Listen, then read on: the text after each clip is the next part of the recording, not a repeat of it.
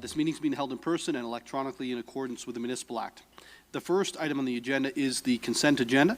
For the consent items, I'll read out the title associated with the recommended motions printed on the agenda. Members of General Committee may ask that an item be held to discuss the matter further. If an item is not held, the motion is deemed to be approved on consent. No further discussion of the item will take place at General Committee and will go forward to the next City Council meeting for consideration. As we have no, first we'll go to the reports of reference, advisory or special committees. 5.1, the report of the Infrastructure and Community Investment Committee dated May 31st, 2023. The report is to be received. Are there any questions? Okay, that is passed. Now, Councillor Hamilton, would you provide a summary of the meeting? Yes, thank you, Mayor Nuttall, through you. If you didn't attend the Infrastructure and Community Investment Committee, you missed out because it was a jam-packed meeting. We had 3 wonderful presentations. The first presentation was concerning the Waterfront Strategic Plan. We got a summary of the engagement process and listened to 10 priorities for enhancement and revitalization of our waterfront. You'll see the plan was recommended to be deferred until September to allow for some future or further discussion. The second presentation was regarding Barrie Transit new network vision, which highlighted plans in response to public calls for action for a network that is fast, reliable, and maintains existing coverage. And finally, the third presentation was centered around the Facilities, Parks, and Recreation Asset Management Plan, which went over the city's $7 billion worth of assets, the age condition of these assets, and investments required to sustain levels of service. Thank you, Councillor Hamilton, for the update from the committee meeting. The first item coming out of the committee is ICIC1, the Waterfront Strategic Plan update. Hold, please. It's held by Councillor Negussi. The next one is ICIC2, Barrie Transit's new network. That's approved on consent. Next item is ICIC3, the approval of the Facilities, Parks, and Recreation Asset Master Plan. That's approved on consent. We'll now move to 5.2, the report of the Finance and Responsible Governance Committee, dated the 6th of June 2023. It is to be received.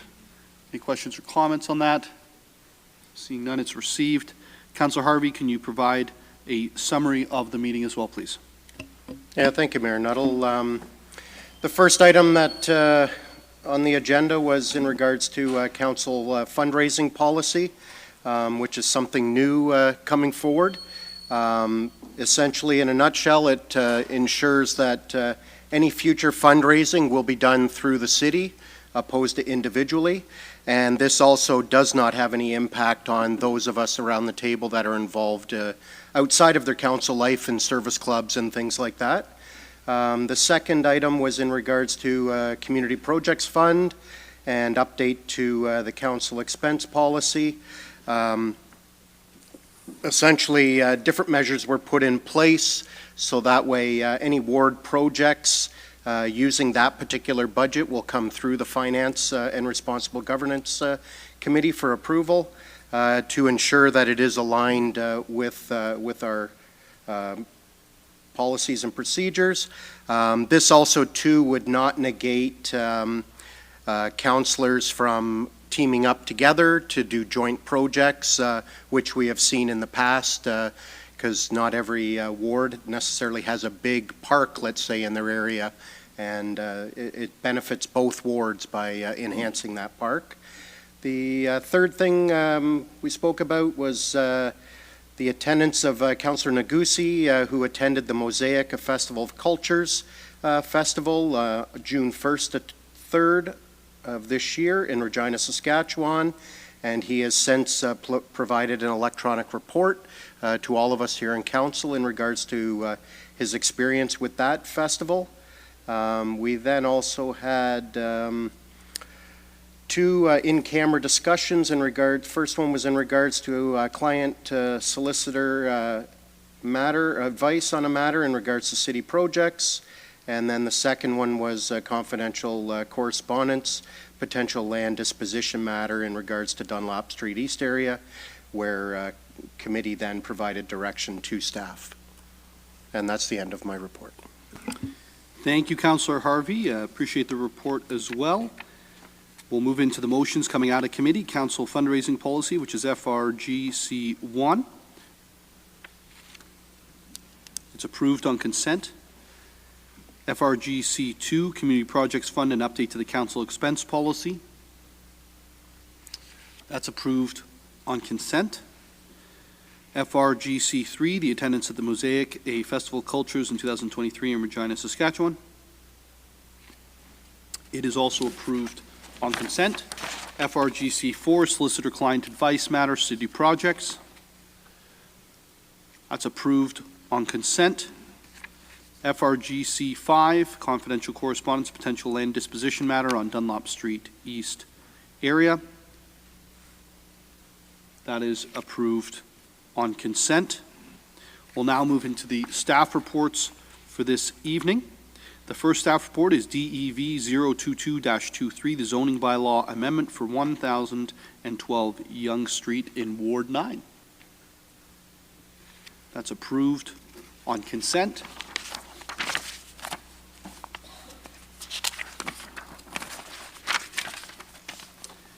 The next item is DEV 025-23, the Bradford Street Corridor Study Municipal Class Environmental Assessment, Wards 2 and 8. Hold. That's held by Councillor Morales. The next is DEV 028-23, Municipal Street Naming for Streets in the Sandy Creek Estates, Inc., Draft Plan of Subdivision. That's approved on consent.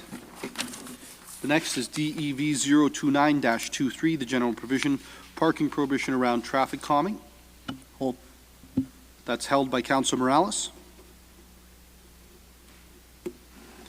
The next is DEV 030-23, zoning bylaw amendment 54 and 76 Ross Street, 61 Wellington Street West, and 150 Toronto Street, Victoria Village, Ward 2. That's approved on consent. The next is EMT 003-23, 2024 Business Plan and Budget Direction. That's approved on consent. The next is FAC 002-23, the confidential acquisition of property matter on Mapleview Drive. That's approved on consent. Next is 2023 Development Charge Background Study and Bylaw. Hold, please. That is held by Deputy Mayor Thompson. Next, we have FIN 010-23, the 2023 Community Benefit Charges Strategy and Bylaw. That's approved on consent. Next, we have INF 004-23, the Rodney Street No Parking Anytime. That's approved on consent. Next, we have INF 007-23, the Water Operations Branch Dedicated Locator Model Agreement. That's approved on consent. Next, we have LGL 001-23, surplusing of city-owned property, portion of 694 Mapleview Drive East, Ward 9. That's approved on consent. Next, we have LGL 002-23, surplusing of city-owned property, untraveled portion of East Street, Ward 2. That's approved on consent. Next, we have REC 002-23, use of school facilities. That's approved on consent. Now, under items for discussion, 8.1, we have invitation to present to council the Cleanup Berry. That Cleanup Berry be invited to provide a presentation to City Council concerning Cleanup Berry and the possible expansion of its outreach. Councillor Ritma. That's approved on consent. We'll now go back through the items that were held, as there's no public meetings or presentations or deferred business. And we'll start with ICI C1, Waterfront Strategic Plan Update.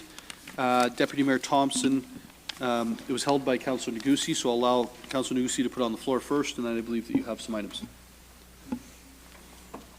I'll put it on the floor. Thank you, Councillor Negussi. Deputy Mayor Thompson. Thank you, Mayor Nuttall, and thank you, Councillor Negussi. I have an amendment to ICIC 1, that the motion concerning the waterfront strategic plan update be amended by adding the following paragraphs, and that staff be directed to explore opportunity for engagement with community youth groups and to consult directly with the Navy League of Ontario and the local Sea Cadets chapter regarding the potential alternative sites within the city of Barrie and report back to Infrastructure and Community Investment Committee with the candidate sites, including initial site considerations, order of the magnitude, capital costs, and recommendation next step in the process. And I can speak to that. The amendments on the floor, Deputy Mayor Thompson.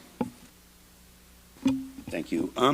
So we received a presentation last week in regards to our waterfront strategic plan, and I felt that there was need for some more engagement with some local youth groups and, to see if there's more we can do on the waterfront. And there's always been a desire to look at the Navy and the Sea Cadet building being moved to, utilize it a little bit more, and then freeing up some really prime waterfront for, activating our downtown and stuff like that. So that's the motion. Thank you, Deputy Mayor Thompson. Are there any questions or comments with regards to the amendment? Seeing none, I'll call the vote. All those in favor? And it carries unanimously. On the main motion, any other comments or questions? Seeing none, all those in favor of the main motion?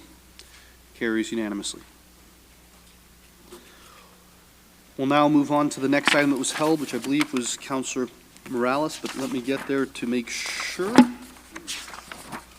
Councillor Morales, DEV 025, this is the Bradford Street Corridor Study Municipal Class Environmental Assessment. Thank you, Mayor Nuttall. I just held it so I could vote against it. So if you could put the item on the floor I'll put it on the first. floor as printed, Yep. and then I'll now, speak to yes. it if I can. Thanks. Sorry. I just put it on the floor just to vote against it. I'm not moving a big amendment, and I mentioned to my colleague on the right, and I casually have talked to Councillor Nixon before. Even some of the correspondence we're getting as late as this afternoon, widening roads close to downtowns in urban centers is just a little bit counterintuitive to where municipalities are going. I understand it's a complicated process. I am not a qualified engineer to make some of the assessments, and I still did attend a lot of the meetings, and I want to give a big kudos to staff who gave us all the time and resources to ask these questions. You don't always have to be combative, but sometimes you just agree to disagree. So that's kind of where I stand on this, and that's it. Thank you, Councillor Morales. Are there any other questions or comments around the table? Seeing none, all those in favor? And it carries. Separate report. Separate report is being requested, Madam Deputy Clerk. Perfect, thank you. The next item that's being held is DEV 029-23, the general provision parking prohibited around traffic calming. Councillor Morales. Perfect. Thank you, Mayor Nuttall. I'll put it on the floor as printed, and I can speak to it. Okay, thank you. Very quickly, I touched base earlier with staff, and they were very helpful in clarifying some of this. I had a bit of a concern, because if members of council, if you may know, 50 meters is quite a lot of meters.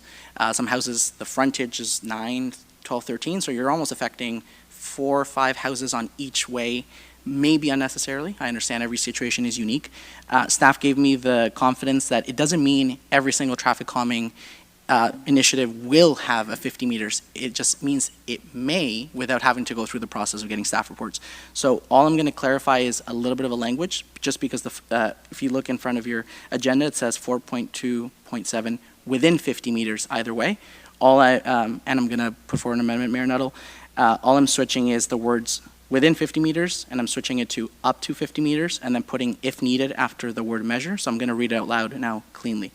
So replacing 4.27 within 50 meters either side of any permanent or temporary traffic calming measure, and replacing it with, and I'll send this to the Deputy Clerk, that traffic bylaw 2020-107, Section 4, parking prohibitive, subsection 4.2, in specified places where signs on display, end quotation, be amended by adding the following: 4.2.7, up to 50 meters, either side of any permanent or temporary traffic calming measure, comma, if needed, period. And I can speak to the amendment if needed. I think I prefaced my comments. Thank you, Councilor Morales, for the amendment on the floor. Are there any questions or comments from members of committee? We'll start with Councilor Corser. Through you, Mayor Nuttall, to Vala. Can I have some clarification? I should have asked you earlier on this, but could I have some clarification of why there needs to be 50 meters? Is that for emergency services to make sure that they have enough space in that area? Or what was the thoughts behind the 50-meter mark? Thank you. Through you, Mayor Nuttall, I'll defer the question to Ms. Banfield. Through you, Mayor Nuttall, to Councillor Corser. So the idea is partially the emergency services, and it's just honestly about maneuvering around the traffic calming measures. And because some of them are temporary, it's a change to people's roadway patterns, and it's about trying to reduce that congestion around the traffic calming measures. Thank you. I suspected so. Thank you very much. Deputy Mayor Thompson. Thank you. Through you, Mayor Nuttall, to Ms. Banfield. Would this apply to the permanent traffic commons measures that we've got in place with the permanent speed bumps? Through you, Mayor Nuttall, to Deputy Mayor Thompson. It absolutely could. It is for temporary and permanent. And the attention, any of you have had staff investigate things, sometimes will say to you, oh, we can change that right away because it's in the general provision, versus sometimes we come back and say, oh, we can't change that right away, we have to go back to council. So the intention is to be able to, in these areas, if there becomes an issue with congestion, we'll be able to action that very quickly. And just to follow up to that, Mayor Nuttall, if this motion passes, it's delegated authority that we don't need a staff report back, but council that would be affected, the councillor that would be affected would be notified before any changes of a resident waking up one morning to no parking signs where it's right out front of their home. And I think we're going to need to be a little bit careful with this. This might become a deterrent to residents accepting traffic calming measures if we remove the parking from the front of their home. So I just, as much as I don't want to see a report every time you have to do something, I just think that communication and collaboration with the councillor is very important in this, as it could actually have a reverse effect. So, thank you. Thank you, Deputy Mayor Thompson. Any other questions or comments? We'll start with Councillor Harvey and then Councillor Harris. Yeah, thank you, Mayor Nuttall. Through you to staff, just kind of curious what the rationale for 50 meters opposed to 30 meters. And the reason I'm saying 30 is because obviously yourself and myself had a conversation recently in regards to the fact that we can erect no parking signs at any residential intersections up to 30 meters without having to come to council. But has there been an issue? Because I'll be quite honest with you, I haven't had any complaints about people impeding any of these temporary or permanent cushions. 30 meters is 100 feet, whereas 50 meters is 164. So I'm just trying to understand why the necessity for such a large distance on either side. Through you, Mayor Nuttall, to Councillor Harvey. So again, ultimately it is just to provide that flexibility, understanding that the built form in the city is changing. I think we automatically think that we're talking about single detached driveways, and in some cases we are, but the built form is changing. And so it really, as I said, is really just to provide the flexibility. Alternative 2 in the staff report does reference the 30 meters. If council is more comfortable with that, that's certainly an option for them. But again, for all of you, obviously, but ultimately it was just to provide that flexibility to be able to respond to the unique situations that we may find ourselves in. If I could just have a follow-up. Yeah, I'm just trying to understand a rationale for even going this direction, because in my 5 years, I haven't had one complaint about this, and I'm not sure if my colleagues have. Has staff recorded a certain percentage of complaints in regards to vehicles impeding these cushions? Through you, Mayor Nuttall, to Councillor Harvey, it is a staff-initiated recommendation. So yes, they're definitely on site. There have been issues where they have seen the parked cars being in conflict with some of these temporary, more so temporary traffic calming measures. So that's why staff did bring this recommendation forward. Okay, I'll leave it at that and see where the conversation goes. Yeah, thank you, Mayor Nuttall, through you to Ms. Banfield. I was similar to Councillor Harvey. I was wondering about the origins and staff, and so I'm not having had any concerns with this. I just wonder if you could clarify when it says the road can be conflict with parked vehicles. Can you describe what you mean by conflict? I don't think it's described. At least I didn't catch that.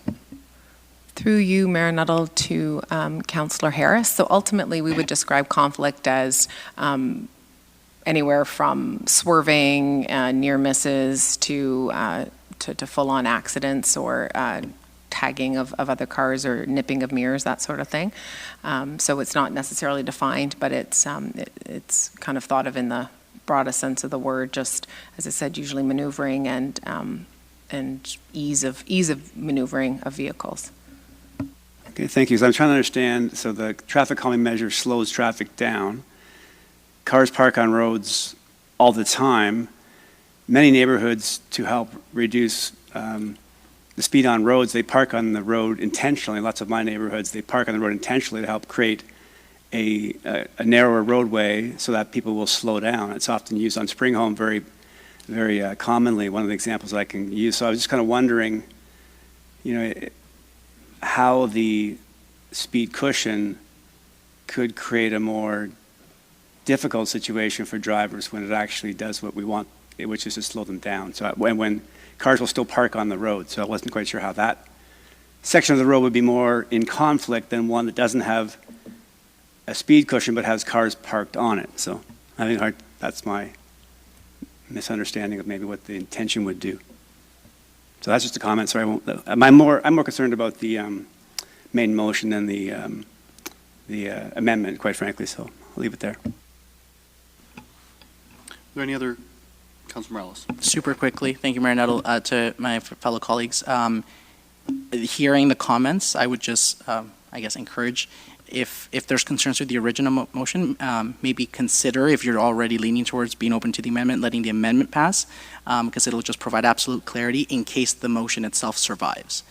But there may be a situation where somebody votes for the amendment but against the actual motion and just kills it outright, but then it's a better motion with the amendment, in my opinion. So just in terms of the timing on that, that's it. Thank you, Councilor Morales. Any other comments or questions on the amendment? Councilor. Quick question. I'm not seeing the amendment by email. Did it come by email or was it just a verbal? It was verbally, but I believe the deputy clerk has it by email now. Yeah, could you just repeat the amendment for me, please? Madam Deputy Clerk, maybe if you could just repeat just the portion that speaks to the actual wording of the motion. I believe the email that Councillor Morales has sent me, he was changing the words from within and replacing it with up to 50 meters on either side of any permanent or temporary traffic calming measure, and then adding the words "if needed" at the end of the sentence. Thank you for that. And so through you, Mayor Nuttall, to Ms. Banfield, can you speak to how that would be interpreted around staff direction tied to that amendment? And in general, if it's a general provision, is it really just to staff discretion when there's an issue, but that it wouldn't be a blanket bylaw change? Can you clarify the impact that this would have then if it is supported? Through you, Mayor Nuttall, to Councillor Kungle, this amendment, if passed, or this recommendation, if passed, would operate in the same way. And again, council understands they'll often email and say, I've had either something you've witnessed yourself or a complaint from your resident. We go out and take a look at it and inspect it and witness, and then say, again, yes, we can do this sign tomorrow because it's covered under the general provision, or we have to come back to council. So really, all that it is would be in this case, if there was something around these traffic calming measures, we'd be able to action it. It wouldn't change the process in terms of making residents aware of what's happening. It wouldn't change the process of us staff letting council members know when this is happening. As I said, really what it is just allows us to respond to these types of queries more quickly. And again, like each traffic calming situation is a little bit different. Some of the roads are, if you're around town, some of the roads are a bit wider. So sometimes we have bollards on the side. Like there's all sorts of different scenarios. And as I said, the intention is to allow the ability to respond to those unique situations, again, not without notifying council, but without the bylaw change required each time. Okay, that's great, thank you. Councillor Hamilton?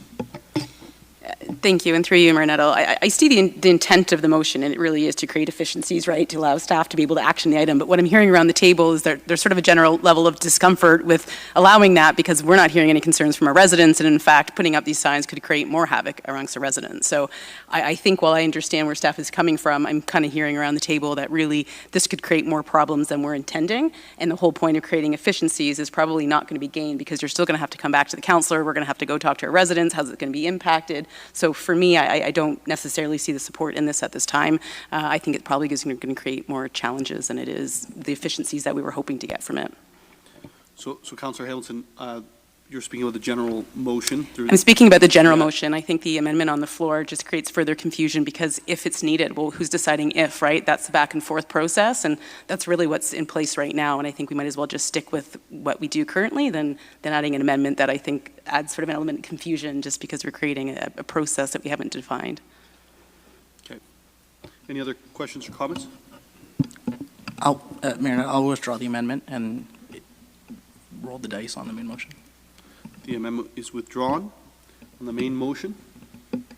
I still had questions at that time, so I'd like to go back through you, Mayor Nuttall, to Ms. Banfield.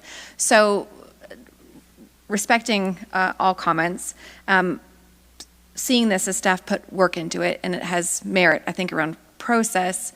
I mean, is this anything that staff would rather have more discussion with? Because I know that aspects tied to it talk a bit about community safety. So is this something that staff feel that we're missing any information or context on that would be helpful if it's not passed tonight, that merits more conversation? Or are we talking about and have the full lens of this as it's intended? Through you, Mayor Nuttall, to Councillor Kungle, I don't believe I can offer too much more other than what's in the report and what I've said this evening. Again, we often respond to complaints, and in this case, we are trying to be a little proactive to be able for us to be able to look at something and say, yep, we can do that right away. But ultimately, it's obviously council's decision.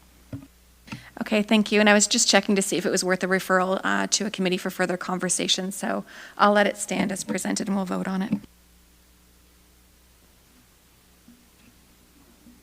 On the main motion, yep. Yeah, thank you. I'll ask, and I might not have the answer, but there's no data here. So is there data on how many of those calls you get, how many reports of the mirrors swiping, those kind of things? Anything, does that exist?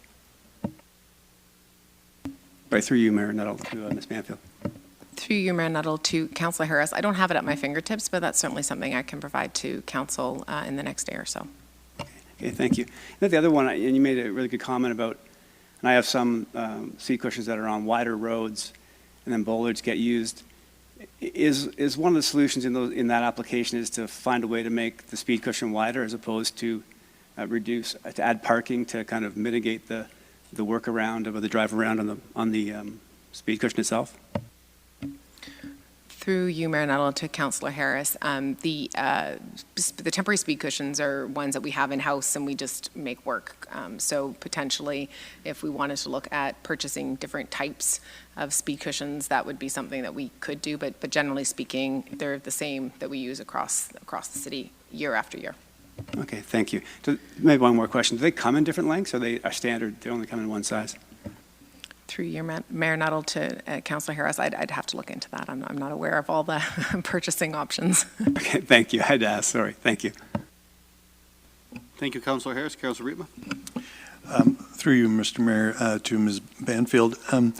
It seems to me that there are two kinds of, some distinctions here. One of them is at a speed bump where, somebody can park there and it won't be a problem because you're slowing traffic anyway.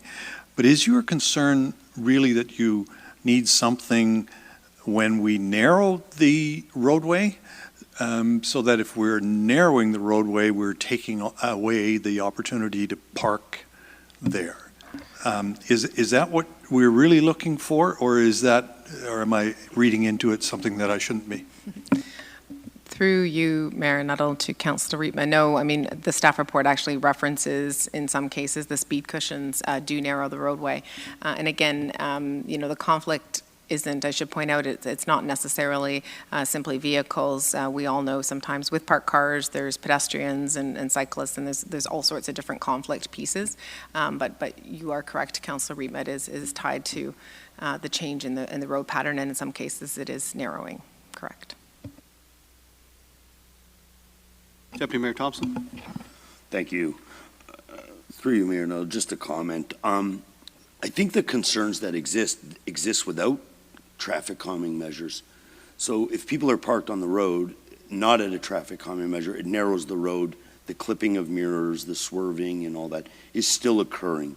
So it's a behavior. So as much as I appreciate the work and stuff, and I'll speak for myself here, I just don't want to lose the connection between staff and myself and my residents when it comes to stuff like this, because I know by putting no parking signs in front of people's homes sometimes is like the worst interaction with a resident, because you alter their life. It's like building a concrete wall in front of their home and removing their front yard. So as much as I appreciate the work that's went into it, and like I said, I speak for myself, I have had zero concerns of parking close to traffic calming measures, and I think the hazards that occur whether it's traffic calming or not. So I won't be supporting the motion.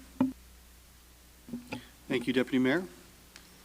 Seeing no other hands, I think I agree with the General Counsel of Council.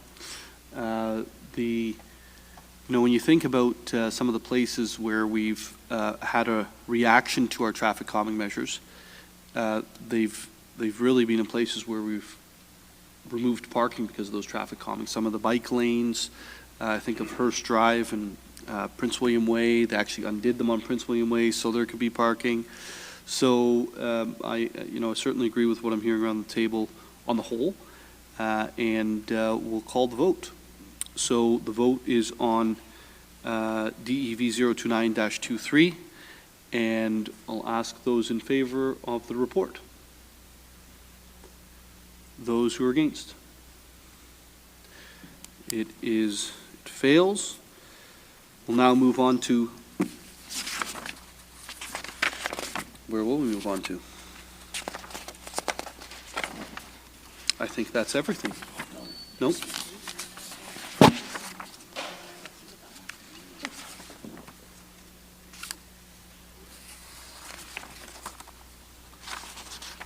Oh, mistake there, thank you. Was held by Deputy Mayor Thompson, FIN 009-23, the 2023 Development Charge Background Study and Bylaw, perhaps the most important piece of legislation this evening that I missed. Deputy Mayor. Thank you. Through you, Mayor Nuttall. The motion concerning the 2023 Development Charge Background Study bylaw be amended by adding the following paragraph, that the approval of the capital program, including in the I'll put the motion on the floor as printed.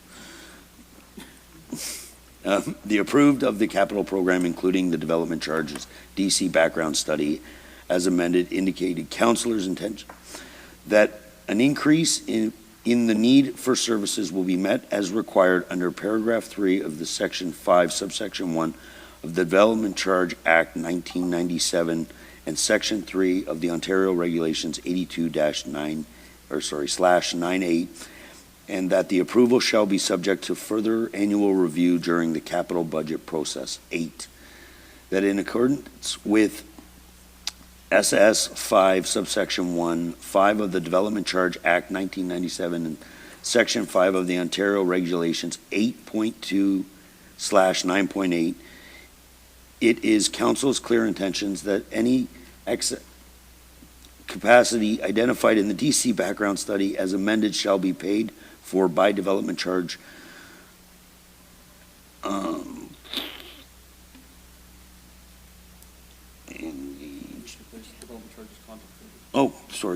I lost my place there. Development charges contemplated in said DC background study and other similar charges. And I can speak to that. Sure, that's the amendments on the floor with regards to FIN 009-23. Deputy Mayor Thompson, would you like to speak to it? Thank you, Mayor Nuttall. So this was asked as almost like a housekeeping thing, and it basically, just in layman's terms, is we're asking for a development charge for further growth, and it's saying that if we change our capital plan, that the money that we're collecting will not be used for anything. You know, it'll be basically, it has to go to what we're asking it for. So it was just something that our consultant had asked as a little bit of a housekeeping item, so that it just tightens up the actual background study, and it makes things a little bit clearer. With regards to the amendment on the floor, are there any comments or questions? Seeing none, all those in favor? It carries unanimously. And we're now on the main motion. Councilor Morales?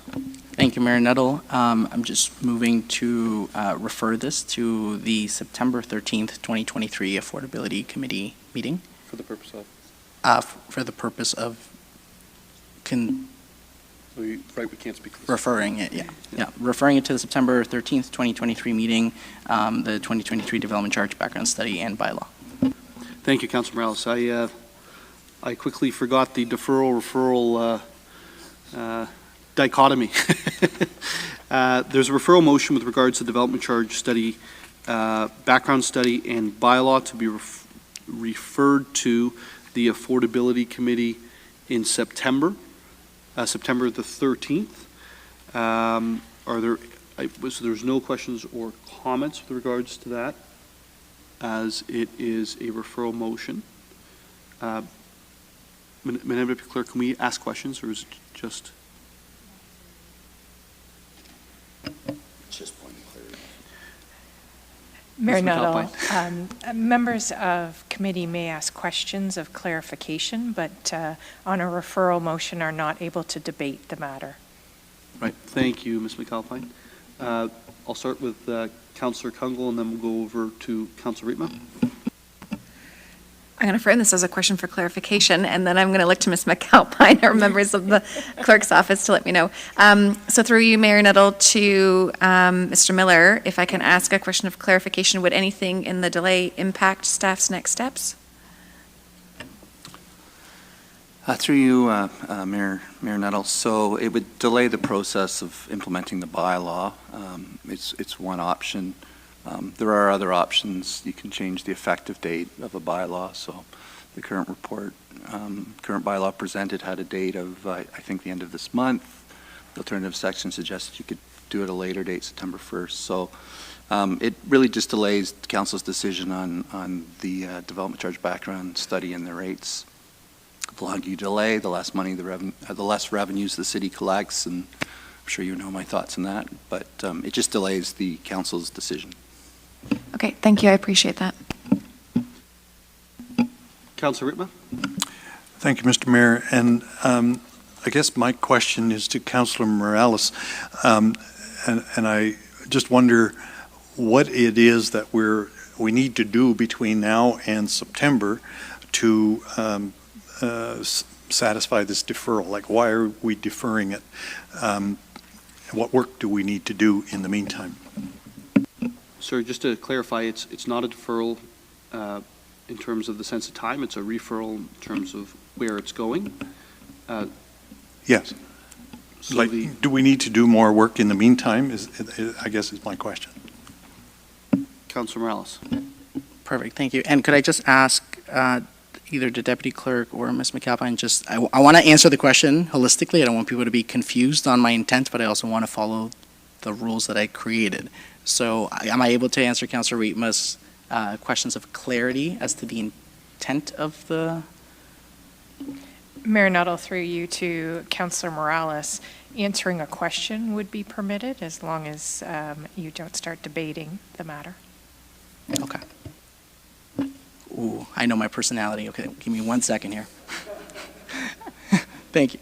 That was a moment of self-awareness, Councilor Morales. Slow growth, Mayor Nuttall, slow growth. Okay. You can ask me a fair question. I'm going to give you a fair answer within the parameters. Thank you for the question, Councilor Rietma, through you, Mayor Nuttall. Dr. Mike Moffat has not been able to present to Barrie City Council. Dr. Mike Moffat is a trusted, credible individual in the macro real estate industry in Ontario. He's a professor, I believe, still at Western and works for a think tank in Ottawa, and he has very strong opinions on DCs. There's also a very strong likelihood that the province will clarify Bill 23 and DC's impacts over the summer, number two. And then number three, as it may have been for you, Councilor Rietma, last meeting was very impactful for me when staff were there and the consultant showing us the figures and numbers about affordability, rental and purchase. And then I did hear a couple times that they were saying we intend to come in the fall with recommendations. They kept it pretty close to their person, which is fair. So I think there's a great opportunity to consider all of these things holistically, both feedback from an industry expert, clarity from the provincial government, and our staff giving recommendations. I wouldn't want us to do something that's almost in contradiction to that. Thank you, Councilor Morales. Okay, thank you. That's clear. Thank you. Thank you, Councilor Rietma. And we're going to go to Councilor Corser now.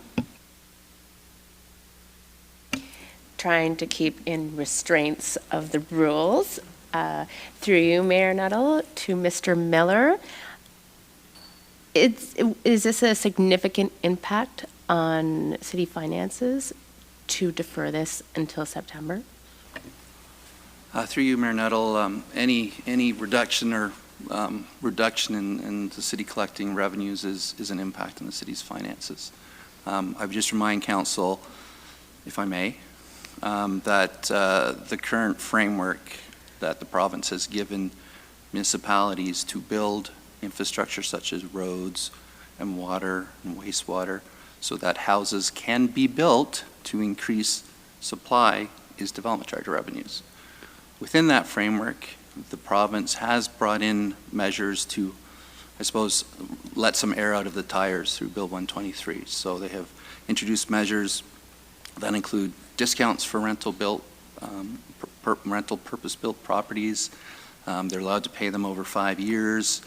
There is a phase-in period that right now, if you read the report, it's going to be a hit to the city of $125 million over 5 years, potentially.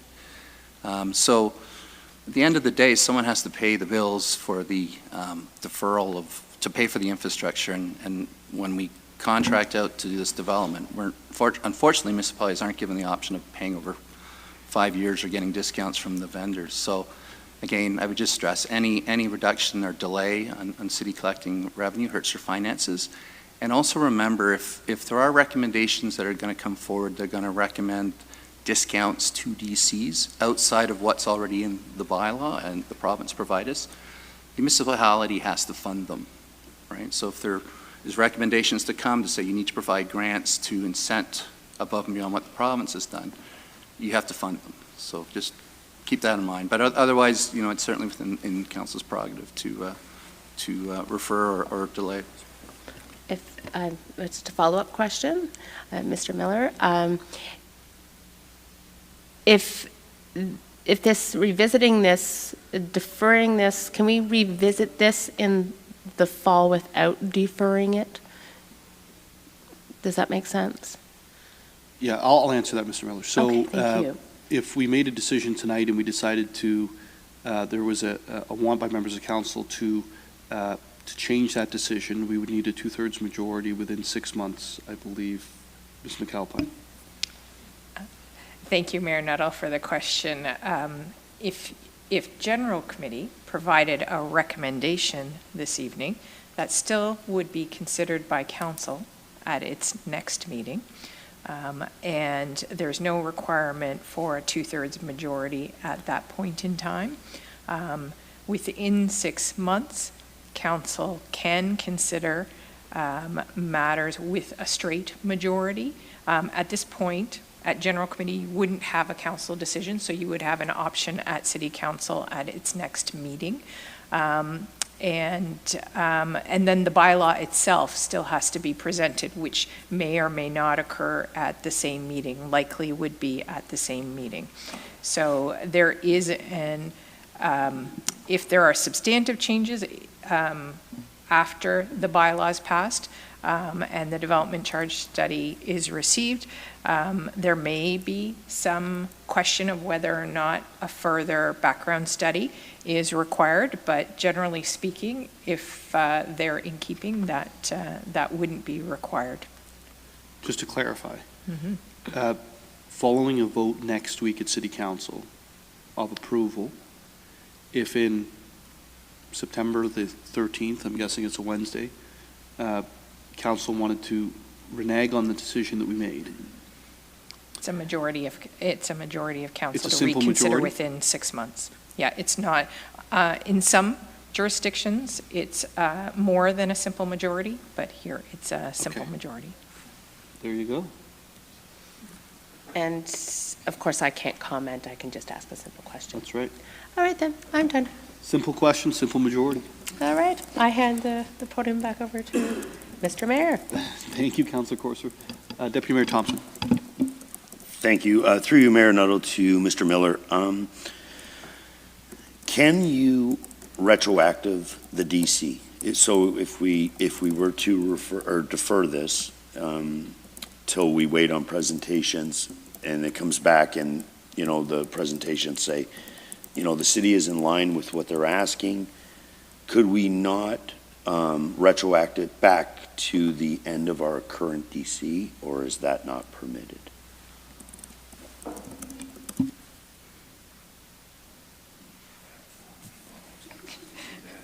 My apologies, I left my light on, but no, there is no opportunity in the development charge bylaw to make it retroactive in terms of new rates.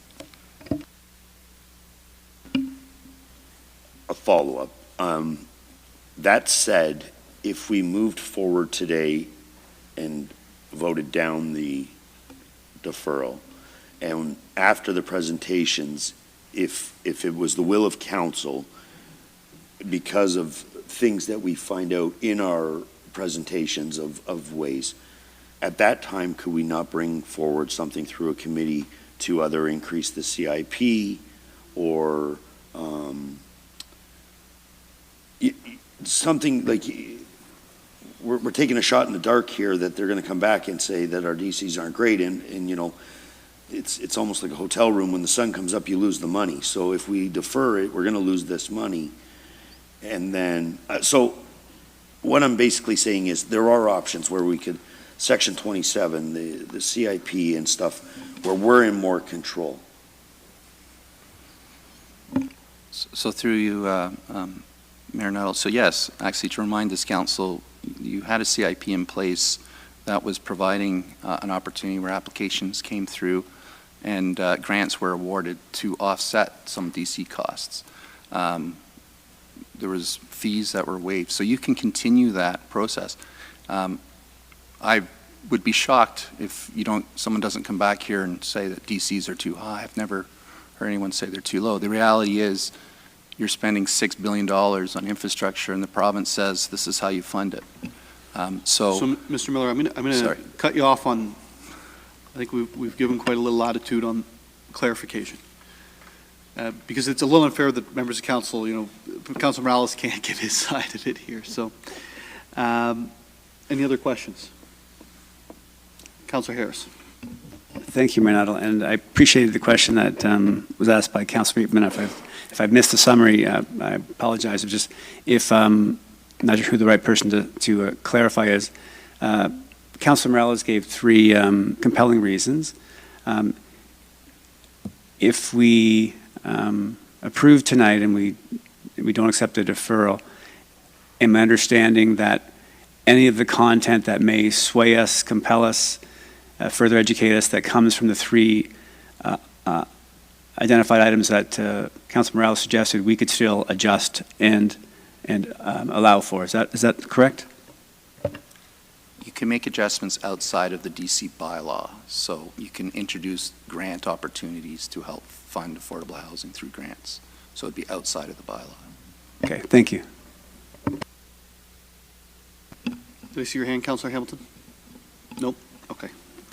I have a quick question. In terms of the DC bylaw and Bill 23, my understanding is it doesn't come into effect until after the DC bylaw comes into effect. So the longer that it's put off, the further away Bill 23 is. Is that correct? Through you, Mayor Nuttall. So Bill 23, with the increase that's happened, it's spread it over 5 years. So if you weren't doing a new bylaw, we're not spreading it, the increase. There's no increase to go over 5 years, but we're not collecting enough right now. That's with inflation and all the projects that are in there. That's really what's driving the increase. Bill 23 is helping offset the increase. But if you did nothing, you're not collecting. There's no spreading of costs because we haven't yet introduced a new bylaw, but you're not collecting enough revenue, if that makes sense.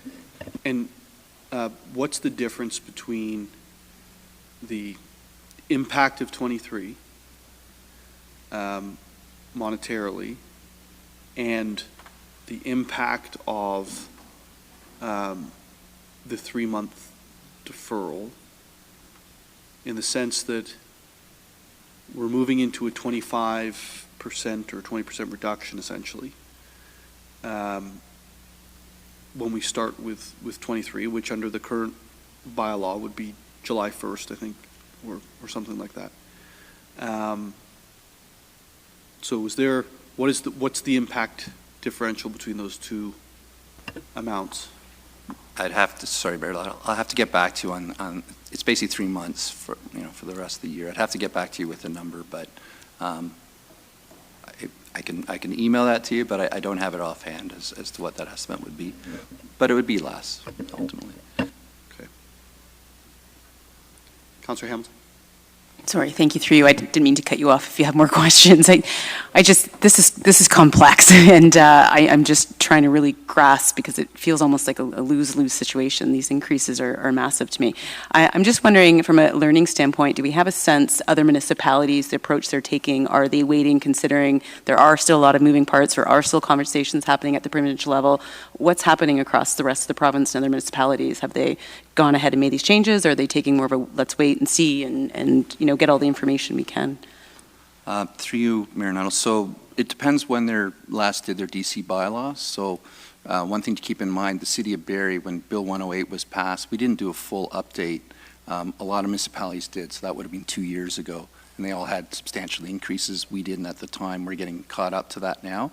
So a lot of municipalities, I think ourselves, there are multiple ones on the go right now. I could ask, actually, Craig Binning from Hempson, if he could maybe speak to that. Craig?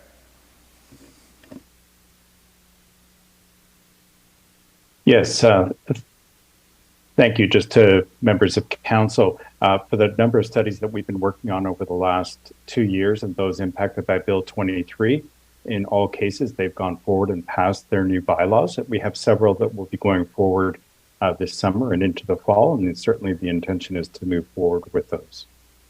We haven't had any other deferrals or delays on implementing new bylaws in the last 2 years. Thank you. Having heard the non-debate questions this evening, we're quite a talented group of individuals to have a debate with questions. Councilor Morales, I might ask you this, that would you consider holding off your referral motion to the next, the city council meeting next week? And give us all a little bit more time. I know I actually did want more time, and so it would be helpful for me if I had that time period, and I'm not sure if you can maybe get some of the questions answered that you're looking for in that time period as well. And we can come back next week at council, either with amendments to what would be passed tonight, which would be the recommended staff report, or everybody satisfied, there's no amendments needed, or the referral to the September 13th meeting. Is that something that you? Yeah, through you, Mayor Nuttall, to yourself and everyone else, I think that works. I think the fact that we, through this non-debate questioning, got the clarity that there's lots of questions, that we want to find the right balance between not passing something that's overbearing and out of line, but also not leaving fair money on the table and shortchanging the tax base. So I will withdraw the referral to Affordability Committee, and then obviously a separate report. And then between now and then, I'll work hard with yourself and anyone else who's available and interested on this. Thank you, Councilor Morales. Deputy Clerk, has the separate report been noted? Through you, Mayor Nuttall, to Councilor Morales, it has been noted. Thank you.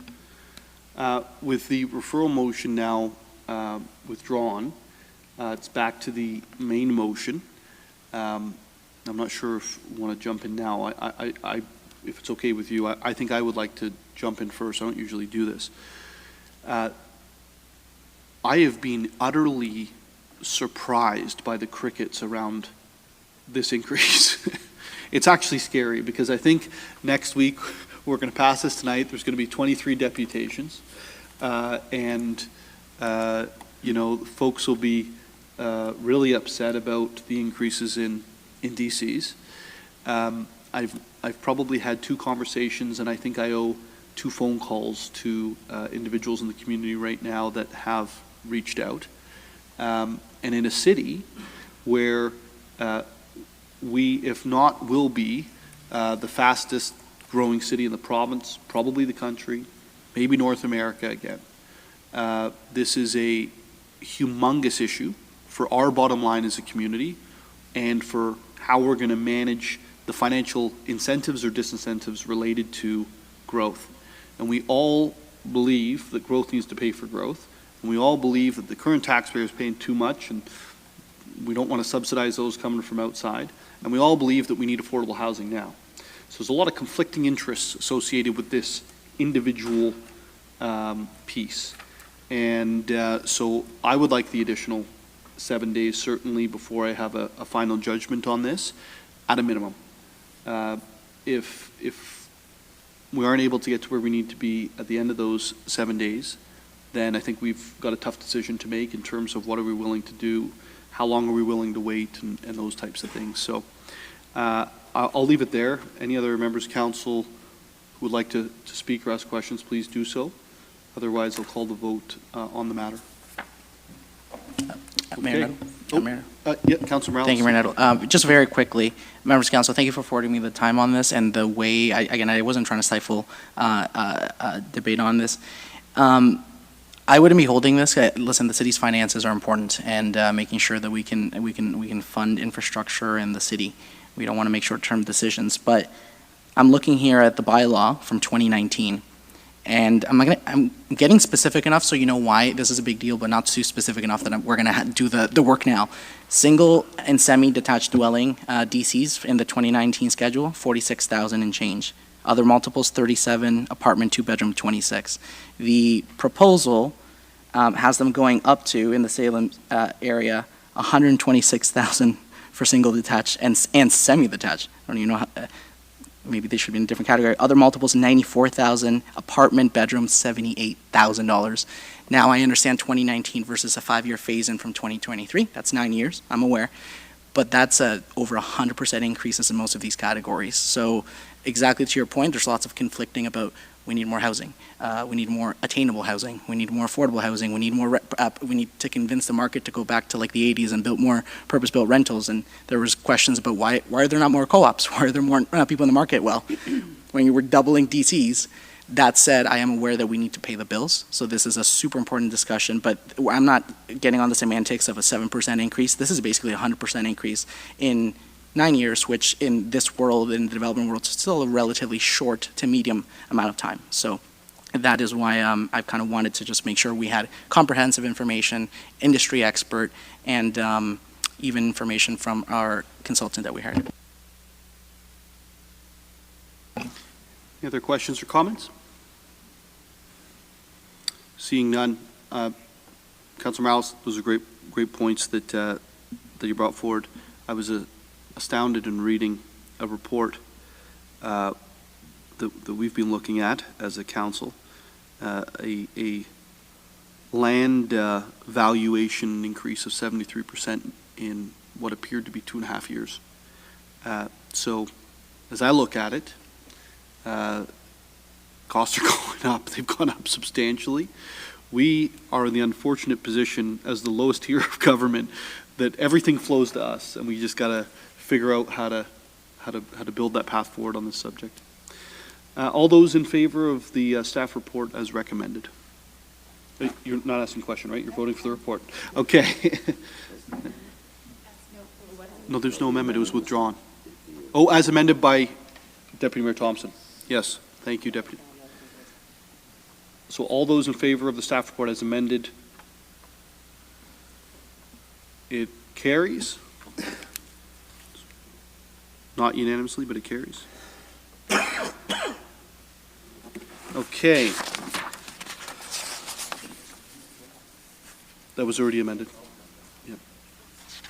Thank you. We will move on to inquiries. Are there any inquiries for our public servants this evening? Deputy Mayor Thompson. Thank you. Through you, Mayor Nuttall, to Mr. Aranjas. I had spoke to you earlier, but just there's been a lot of concern, and we did receive an email from staff in regards to Tiffin. And I understand that we did have some bad weather, but I was just wondering if you could maybe let the public know the steps we're taking and the contractor's taking, because it's in pretty rough condition, and we've had, several through the 3 councilors with residents calling and complaining. Through you, Mayor Nuttall, to Deputy Mayor Thompson. On Tiffin between Ferndale and Ann Street, we are doing a full-depth resurfacing. The asphalt was removed last week, and this week it's true that the road conditions were pretty bad, partly due to the weather, but partly also due to the condition of the road and also the heavy volume of traffic. And we're working with the contractor to fix the situation. We made some progress today, but there's still some bad sections. And we'll continue to work with the contractor to address this as soon as possible.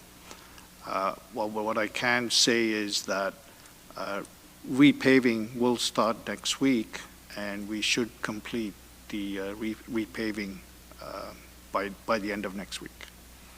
So the road is in bad condition, but hopefully not for more than another week. Thank you, Deputy Mayor Thompson. Thank you, Bal. Any other questions for our public servants? Councillor Hamilton. Thank you, and through you, Mayor Nuttall, just a question in regards to Big Bay Point Road. It was recently repaved and resurfaced, and it was beautiful and smooth. And then I understand there was some work done, and they actually had to dig dig up or dig underneath, and they've kind of done a patch job and replacement. I'm just wondering if you can explain what needed to be done and kind of, I guess, the alignment of repaving the road and then having to do work after the fact, and it's left us with sort of a subpar result at the end. Through you, Mayor Nuttall, to Councillor Hamilton, is there a specific location? Because It's Big Bay Point and Huronia Road area for the bridge. Do you know? Sorry, it's not my word, it's Jim's word. Because it's Big Bay Point, I get a lot of the complaints about it because people don't know the boundaries. I haven't even had any. You know what, I can take it offline and follow up. Sure. I just want to have an answer for some of the residents that have reached out and sort of figure out going forward how we can prevent some of that happening in the future, right? It seems a bit of a waste that we repave something only for it to get torn up literally 2 weeks later, but we can follow up. Val, I believe it's between Bayview Drive and Huronia Huronia, on yeah. Big Bay Point Road. okay. We'll look into it and Okay. absolutely get you a response. Thank you. Any other inquiries for our public service tonight? Seeing none, we'll move on to announcements. Are there any announcements? Councilor Morales? Thank you, Mayor Nuttall. I'm on the Public Advisory Committee for Empower Simcoe, so I just wanted to make some quick announcements. They're having a golf tournament June 22nd, so coming up soon in Hawk Ridge Golf Club in Orillia, and this is for Empower Simcoe. It's one of their biggest fundraisers. A lot of people like golf. I do not, so better you than me. And it's a lovely time. It's a great organization. They do great work, and definitely worth the drive to Orillia. No, I genuinely don't. I'm not criticizing those that do, but somebody has to do it. So I know. I know Deputy Mayor Thompson loves to golf, so it's for a great cause. And then also they're having their 70th anniversary celebration July 23rd, 1 to 5 p.m. in Elmville, Springwater. So lots of interaction for the family at Rounds Ranch in Elmville. Petting zoo, bouncy castle, et cetera, et cetera. So for more information, empowersimcoe.ca, $10 an adult. Thank you, Councilor Morales. Certainly an incredibly important institution in our city and throughout Simcoe County. Deputy Mayor Thompson? Thank you, Mayor Nuttall. So I don't really have an announcement. I didn't want to hold the item today. I just wanted to speak about it in the transit. And, you know, I had spoke with Mayor Nuttall about this, and I just wanted to highlight some of the things.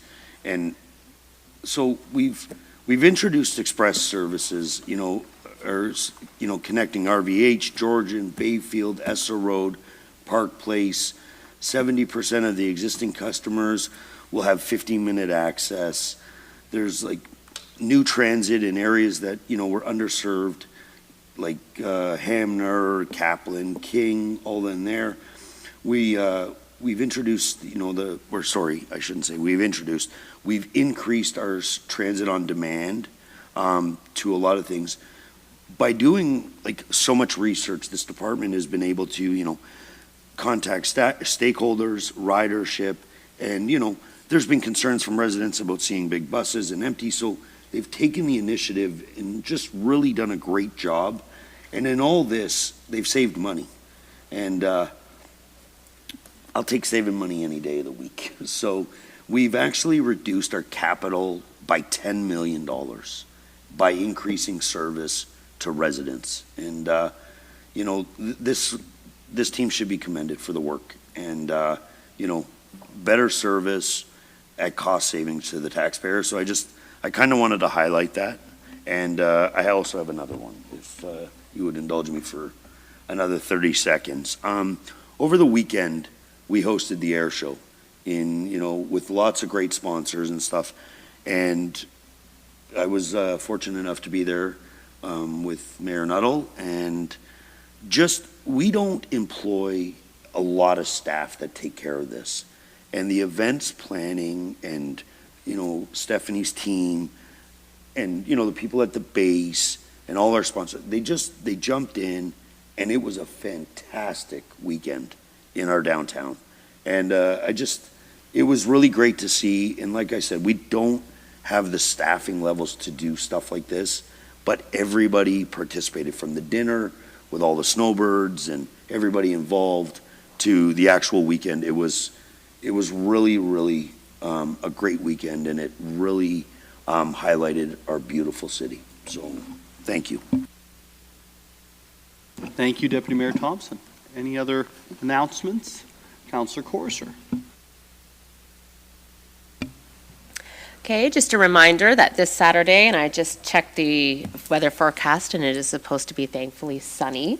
The Barrie Native Friendship Center is putting on the Indigenous Peoples Celebration Day at Sunnydale Park from 12 p.m. to 3 p.m. They'll be putting up their new teepee, hoop dance demonstrations, traditional lacrosse games, medicine walks, teachings, and I invite everyone out to come and join us at Sunnydale Park to enjoy a beautiful day of culture and weather and our beautiful Sunnydale Park. Thank you, Councillor Corser. Councillor Kungle. Thank you, Mayor Nuttall. I have a few announcements. One, to start off, I had the pleasure as one of two City of Barrie appointees to the Health Unit Board, and as the current chair of the Simcoe Muskoka District Health Unit, I was at the Association of Local Public Health Agencies Conference. And yesterday, it was a pleasure to be in the room with our Chief Medical Officer of Health, Dr. Gardner, who received a 2023 Distinguished Service Award. And I would like just to take a moment to compliment him. It was a beautiful recognition by his peers in public health across the province. And in addition to that, an opportunity to celebrate a 25-year career so far in service to others and into public health. So my congratulations again to Dr. Gardner. I would like to share news that was provided forward. Some of us may recall last term, and having at that time sat on the seniors committee, we had Georgian College approach us because a lot of the conversation occurred around housing and seniors, and this innovative program around kind of a home share. So that's recently been evolved, and it's just come to my attention that this Friday, June the 16th, what day is today? Your birthday's tomorrow. The 16th. Okay, the Friday is a shared spaces information session. It'll be hosted through Georgian College at the Sandbox Center. So please check out Georgian College's Facebook page. This again is kind of an update to the initial program. So if you do have shared rooms in your home, it's an income opportunity, but also a way in which we can look at creating housing options. So sessions range, they're 90 minutes, and they go from 8 to 9:30 a.m., 12 to 1:30 p.m., and 2:30 to 4 p.m. So please check that out if that's something. I know we've had interest in the past about if that program would continue and where it's at. So that is just being relaunched, and you can find out how to earn income while making space available in your home to others. And then lastly, I would like to just remind individuals that Communities in Bloom is in progress. Please go onto the City of Barrie website and register. It's free. We're asking residents to upload your photos, compete for prizes of all ages, and the theme this year is purple. Judges will be in person and in the city at the end of July, so watch for information as we look to showcase all we have to offer, and that's everything from the work that staff are doing across departments around net zero approaches to natural heritage conservation, to how we beautify the city and look at taking environmentally conscious ways in which we service water and other aspects. So please get involved and post your photos for free, and it helps us actually give a digital representation of individuals and your private and commercial properties for Communities in Bloom. Thank you, Councillor Kungle. Are there any other? Councillor Harris. Thank you, Mayor Nuttall. Just wanted to make note that we had visitors from Harrogate, UK with us this past week, and we had a fabulous visit. Thank you, Mayor Nuttall, who was the one who kind of seeded the idea after going to Harrogate and coming back with lots of enthusiasm. So we had two guests, Michael Newby, who's the former mayor of Harrogate, who signed the original Twin City document, and Mr. Matthew Chapman, who is the manager of their business improvement district. And we received an email from Mr. Chapman, who's home safely, and I won't read it all, but just maybe at the bottom, he said, "Please do extend my thanks to all who supported the visit. It was truly a fantastic experience. I'm sure will continue to grow, but will without doubt stay with me forever." So it was an extremely positive visit. Thank you to all those who took part. There's too many to thank, and I'm going to miss somebody, but I really wanted to appreciate that Mr. Chapman, who is the Business Improvement District Manager, quite enjoyed the time spent with Craig Stevens, our Business Improvement Area Manager, and also with Paul Markle and Stephanie Gurley from the Chamber of Commerce. So there was lots of great discussion about and synergies around what they do in Harrogate and how that can be, we can learn from them and us from them as well. So thank you, Manetto, for seating the first IRC, as co-chair of the IRC, seating the chance for us to have our first visit. And thank you to my co-chair, Mark Satchku, and all the members of the IRC who provided, some provided housing. Rick and Lou LaRue provided housing for the guests, and Patty and Mark Satchku as well. So it was an incredible visit, something very proud of, and thanks again to everybody who took part in this. It was a great event, so thank you. Thank you so much, Councillor. Yeah, it was wonderful to have both of them over here. It was the first time I was able to meet Michael Newby, but was able to meet Matthew when I was over in Harrogate, and thought he's a very talented person, and was not surprised to hear that he hit it off with Craig Stevens. So that's good to hear. Any other announcements? Jim, you have another. I'm feeling very Ward 5 today. So, and just proud to share that it's Pride Month, and New Path Youth and Family Services with the Gilbert Center is hosting a Youth Pride event on Sunday, June 25th. And I know with good authority that it's in Ward 4, and Councillor Corser has kindly offered to support. I believe is doing some tie-dye on that day. So if you need some new stuff for your wardrobe, show up between 12 to 4. There's a barbecue and a youth-friendly, youth-focused, youth-driven Pride event here in Barrie. So very excited to all those who are taking part in organizing this, and looking forward to having a good turnout. So thank you. Thank you, Councillor Harris. Any other announcements from members of council? Seeing none, I had a number. If I can first echo, well, pretty well everything's been said by all members of council in terms of these announcements, but certainly when it comes to our own public servants and the work that's being done, innovation is something that we don't often tie to the public sector. In terms of if we think about the innovation awards, etc.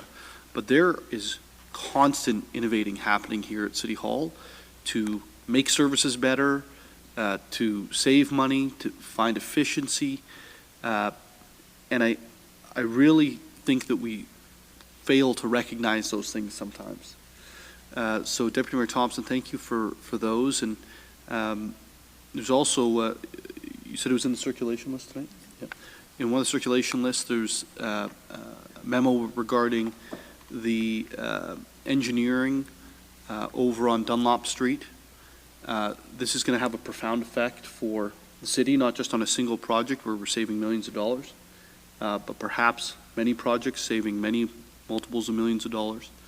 And it's driven up through the organization, and I think that highlights that there's a culture here where our public servants are able to come up with ideas, implement them, and bring them up through. And so I think that's a testament to both the incredibly skilled individuals we have working throughout the organization, and also to our senior management team for developing a culture where that's able to happen. So thank you for that.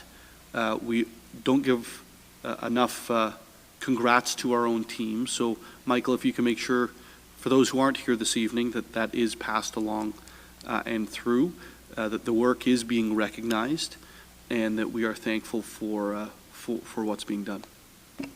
Thank you, Mayor Nuttall, and members of council. I'll certainly pass that along. It's much appreciated. Thank you.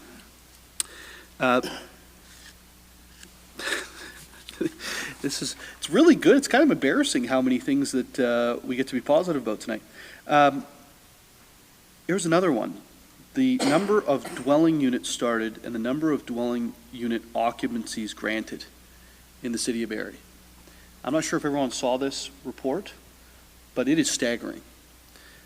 In 2022, at this point, at the end of May, that's when the numbers were drawn from, The city was beating the year before, and at roughly 170, 175 occupancies. In 2023, we're at 700. That is an incredible improvement. And so I think it needs to be recognized. With those occupancies, we'll also see new tax revenue coming in, and it's obviously a very good thing to see. In terms of the new starts, we are now, at this time last year, there was roughly 600. The year before, there was roughly 250. And this year, there's roughly 1,200. So to our planning department, our building services department, our finance department, everyone who gets involved in that process because it hits all areas of City Hall, thank you. Because that is a meaningful move forward with relation to the crisis we have for housing that we've spoken about earlier this evening, and also a meaningful move forward in order to generate new tax revenue for the City of Barrie. I'll now go on to the noted announcements, if you will.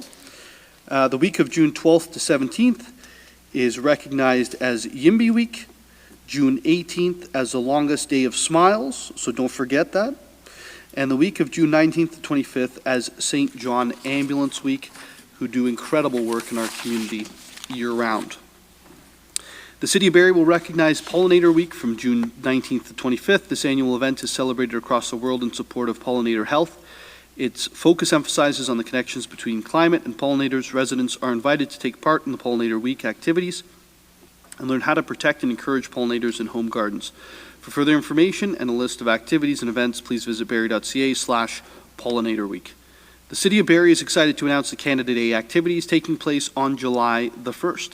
Activities will include Meridian Place featuring family-friendly programming, Canadian wildlife display, and speaking of wildlife, busker performances, a variety of vendors, live entertainment on the Meridian stage featuring Baytown Big Band, Rockabilly Joe, Tex Rexman, and belly dancing. Won't be me. The fireworks show over Kempenfelt Bay will begin at 10 p.m. Open Air Dunlop, presented by Downtown Barrie Business Improvement Area, will also be taking place on July 1st along Dunlop Street, featuring a variety of activities and more. For more details on the events, please visit barrie.ca/Canada Day. With the summer season fast approaching, the city's public beaches will be opening at the end of June. Centennial Beach will open Friday, June 30th, and close Friday, September 1st. Johnson's Beach will open Friday, June 30th, and close Sunday, August 20th. Lifeguards will be on duty at both beaches from 11:30 to 5:30, and signs will be posted behind each lifeguard chair to communicate when lifeguards are on duty. For more information on the city's beaches, please visit barrie.ca, and please, to parents and young people alike, be very careful around the water this summer. The city is inviting residents to submit photos of their gardens by June 28th to participate in the Communities in Bloom program, as advertised by Councillor Kungle. This year's color theme is purple, as well as pollinator and native plants to help create a healthier ecosystem. With the recent approval of the city's new official plan, the city is seeking feedback on the first draft of the citywide urban design guidelines. Residents, businesses, developers, and any other stakeholders are invited to review the draft document and share feedback. Comments are due by June 16th, 2023. For further information, please visit buildingbarrie.ca/urban design. Applications are now being accepted for the city's License to Ride program, offering Barrie youth aged 12 to 16 free rides on Barrie Transit and access to free recreational opportunities at the city's community centers from July 1st to September 4th. For further information, visit barrie.ca/license to ride. We'll now move on to the circulation list for June the 7th, 2023. Are there any items? Councilor Morales. Thank you, Mayor Nuttall. Quick question for Ms. James Reed on the memo, Council Strategic Priorities, the KPIs. Again, we're celebrating staff success and KPI success and goal success. So thank you for the work you guys did with the task force. I know there were small revisions here, if people caught it here on the circulation list. Here's my question, Ms. James Reed.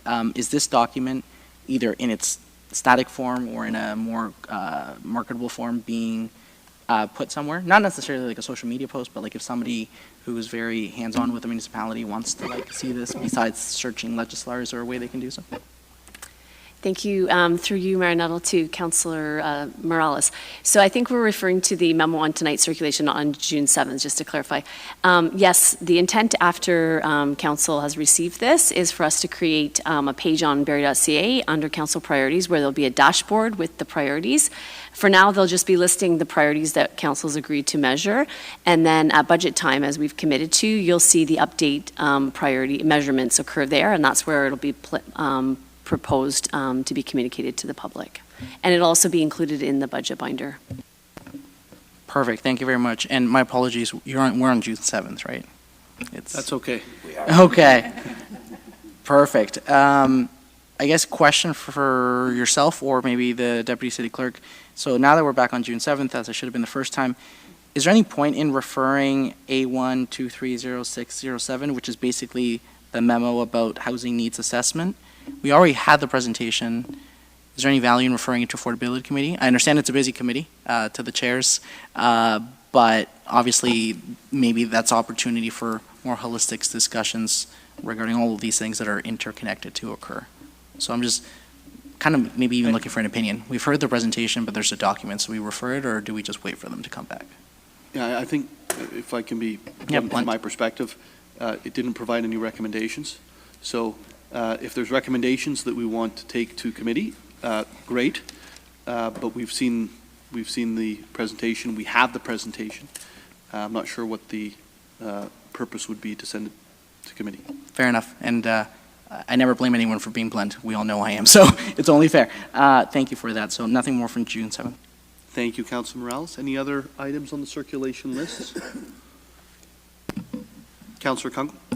Thank you. I'm looking at A4 230614, the memo on energy management update around the grant awarded.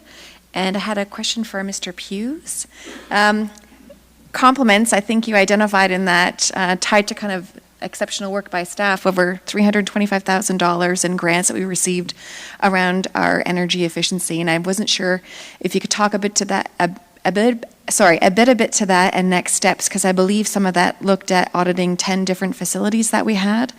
And then where do we go from here around the grant funding that was applied to that work, but then also capital development and investments for, that might be, high upfront costs, but for great long-term efficiencies in how we operate facilities. Through your worship to Councillor Kunkel, thank you for the question. You're right, we have been successful, I would say, in receiving grant funding for various applications that we've submitted them for. We are currently working or kicking off our review of the 10 identified facilities. We're always looking for, it used to be, we used to say we're looking for the low-hanging fruit. We've got it. You're going hungry if you're short. But, we're reaching up, and certainly on all of our capital projects, as we work through our capital development, capital design, we're always looking at sustainability, energy conservation, because ultimately, if you don't use it, you don't pay for it.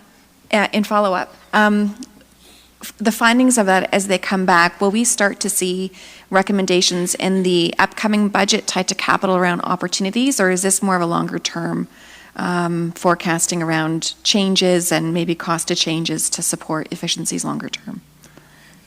So through your worship again, thank you for the question. So I'm going to say both. We provide the regular updates, the Energy Management Department, the branch, they put together their annual reports, and certainly for specific initiatives, we report on that. But anytime we have a major, more significant capital project, we always make it a point to identify within the description of the project what we're doing and why.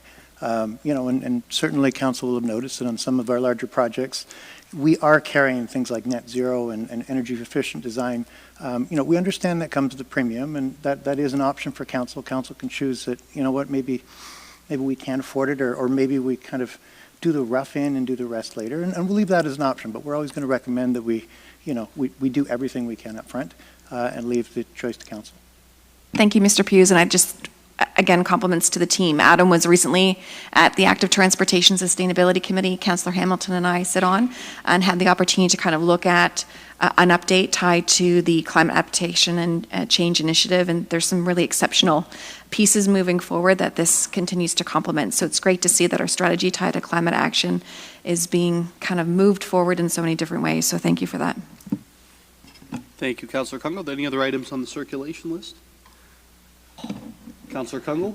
I can't help myself when I'm looking at Chief Main Prize, because every year there's an exceptional annual report that comes through fire services, and I know you did receive some questions about some of the stats in that, and I think it was over the past couple of years, we really complimented the initiative of our services in taking on a broader role into other municipalities, I believe around dispatch and emergency calls. So a compliment to you, but also wanted to give you a chance to speak at all to anything that we should appreciate in addition to some of the service volumes and anything that hasn't come to light to council that might be an opportunity that wasn't highlighted. Through Mayor Nuttall's, Councillor Kungle, thank you for the question and the kind remarks. I think the report's just to highlight the department and to recognize the tremendous work of our staff. Every year our city evolves, the needs are changing, the needs of the community change, and our staff continue to meet those needs on a daily basis.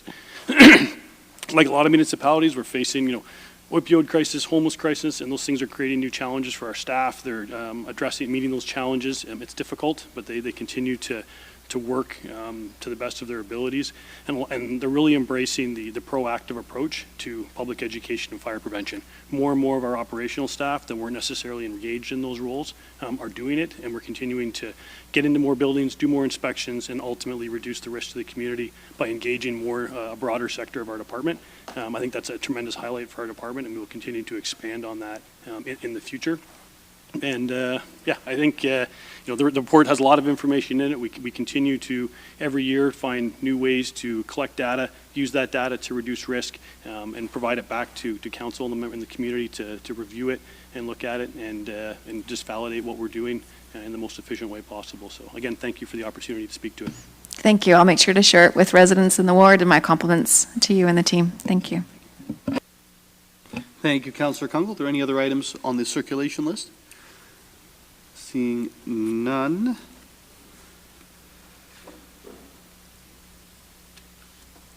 Sorry, let me just catch up with the notes here.